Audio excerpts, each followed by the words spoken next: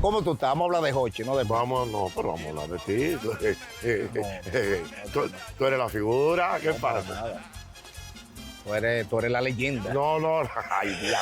La reliquia. Cada vez que yo veo, déjame tomarme una foto con esta reliquia. Pero cuando te dicen leyenda. No. Leyenda está bien. Cuando te dicen. No, reliquia, no, porque reliquia ya es para fulminante. Pero hay gente así. Reliquia. Los otros días, el sábado, ¿Te han dicho reliquia? un tipo, coño, me tomo una foto con esta reliquia. Por si acaso. Pero yo creo que te están agradando. Por lo que te digo. Porque es de buena intención. Pero Yo no lo lo grande es que entonces te dicen por si acaso. Entonces, por si acaso, eso es. Para rematar. Eso es letal. Letal. Para rematar. No, una cosa increíble. Me gusta mucho, pues yo no tengo mucha gracia para eso. ¿Para tirar piropo? Sí. ¿A quién te gusta que te tiren piropo? ¿A ti te han piropeado? ¿Y qué tipo de piropo te gusta a ti? O sea, serio, más o menos. Mira, yo creo que la mejor actitud es cuando uno aprende a bufiarse a uno mismo, a tripearse a uno mismo. Tú sabes que yo siempre he tenido ese concepto. Es una manera de ver la vida como desde la acera del frente. Porque uno tiene que asumir eso. Además, son tantos años en estas actividades y básicamente yo diría que uno tiene que sentirse contento y satisfecho de tener todavía el cariño de la gente. Sí. Entonces eso que me digan viejo, a veces soy yo mismo que provoco. Pero por supuesto, que la gente porque no. Además, no es Nene Bomba que está hablando, ¿verdad? ¿Verdad? El Nene Bomba. Pero ese no era Vitico Roque. Que es un señor mayor ya. Vitico. Yo soy tu nene bomba. Pum, pum, pum. Yo soy quien más te adora. RPQ, Cadena Azul. Ah, no, pero era Onda Musical. No, Onda Musical, no, yo que tú hacías Panorama, pero antes de Panorama con Carlos T. No, pero yo hacía algo más. Donde yo empecé realmente fue en Radio Tricolor. Radio Tricolor. Eso era una emisora. AM, por supuesto. AM, no AM. Pues no habían FM, creo. No habían FM. Acuérdate que las AM eran las emisoras que tenían realmente, o sea, ¿cómo te digo? Esa era la emisora que se usaban. Porque las FM se estilaban regularmente para hacer el enlace y eran las AM. Entonces yo recuerdo, cuando nosotros empezamos fue en Radio Tricolor, que yo siempre lo digo. ¿Qué frecuencia era? Mira, no recuerdo, pero era como 1400 algo. Pero estaba cerca de quién, de Radio 1000, no. De Radio Central. Muy atrás, era muy atrás. O sea, estamos hablando de 1440 kilociclos, algo así. Pero ¿cuál estaba es? Radio 1480. 1480 estaba también. Que era el número, ¿no? Pero que yo te voy a contar un dato interesante, que te va a llegar mucho. Y es que esa emisora, donde yo empecé, era de don Hugo Hernández Llaverías. Sí. ¿Quién era don Hugo Hernández? ¿Quién era Hugo Hernández? El abuelo de Yandra, el papá de Yandra Fermín. Yandra Fermín, que tú la tienes. Pero papá de Blanquita. El papá de Blanquita. ¿Cómo va a ser? El don Hugo fue de los pioneros de la locución en la República Dominicana y no solo. Hugo Hernández Llaverías. Hugo Hernández Llaverías. Claro, Blanquita Hernández, claro. Blanquita Hernández. Entonces, don Hugo tenía una característica muy interesante. Primero que tenía su emisora, pero la emisora estaba en el patio de la casa. ¿En el patio? En el patio. Tú tenías que llegar y que mi turno. Pero en un cuartico en el patio. No, en el patio. O sea, es como que tú tienes tu casa, tú tienes un patio. Sí, pero se moja la vaina. No. Era un techo y una. No, una emisora montada en un patio. Ok. O sea, ¿Y la antena? Y la antena estaba no sé por qué lado, pero transmitía desde ahí.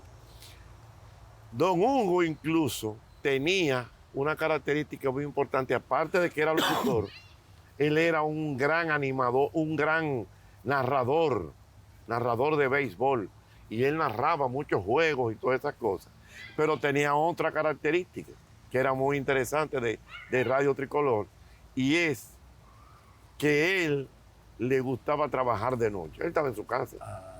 Entonces don Hugo a las 11 de la noche cogía, hablaba en su emisora. Pero interrumpía su programación. No, él tenía una programación. Okay. Y eso. De hecho, incluso la emisora se identificaba así, Radio Tricolor, la indiscutible reina de la madrugada. Pero de ahí, de esa emisora, salieron figuras como que trabajaron Alipio Coco Cabrera. Alipio Coco Cabrera, que después se fue a Nueva York. A Nueva York. Sí. Ahí estuvo también Orión Mejía. Orión Mejía, periodista, Periodista. que después estuvo con Gloria Guerrero en La Verdad Duele, que ahí es donde descolla. Correctamente. Es por ahí que va el asunto. Acuérdate que Juan Carlos, tú y yo somos... Es por ahí que vamos, mira. Y ahí fue que empezó todo. Entonces luego fui como pasando en varias emisoras. Aquella clásica situación que le pasa a uno, que uno tenga una emisora, sale para otra y eso. Hasta que me afiancé, por así decirlo, con Carlos T. Martínez en Onda Musical. En Onda Musical. Ya- Lorenzo Hernández, que les habla, también fue con ustedes desde Onda Musical, la inconfundible, paso a paso y mano a mano por la ruta del recuerdo.